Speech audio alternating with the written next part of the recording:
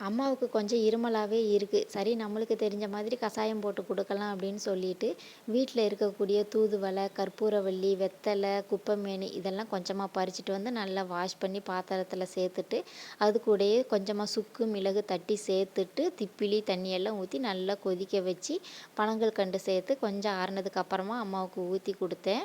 என்னோட அம்மா, அதாவது என்னோட மாமியார் செய்ற மாதிரியான பருப்பு குழம்பு இன்னைக்கு நம்ம ஸ்டைல்ல ட்ரை பண்ணி பார்க்கலாம் அப்படின்னு சொல்லிட்டு, துவரம் பருப்பை நல்லா வாஷ் பண்ணிவிட்டு அது கூட பூண்டு, பெருங்காயப்பொடி, மஞ்சப்பொடி, தண்ணி ஊற்றி நல்லா வேக விட்டுட்டேன்.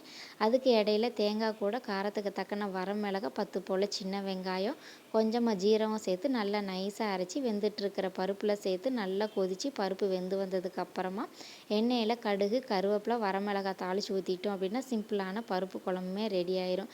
இது கூட கொஞ்சமாக ரசமும் பாவக்காய் ஃப்ரையும் ரெடி பண்ணியாச்சு. மாமியார் செய்கிற மாதிரி இல்லைனாலும் ஊற்றி சாப்பிட்றதுக்கு சூப்பராக தான் இருந்தது.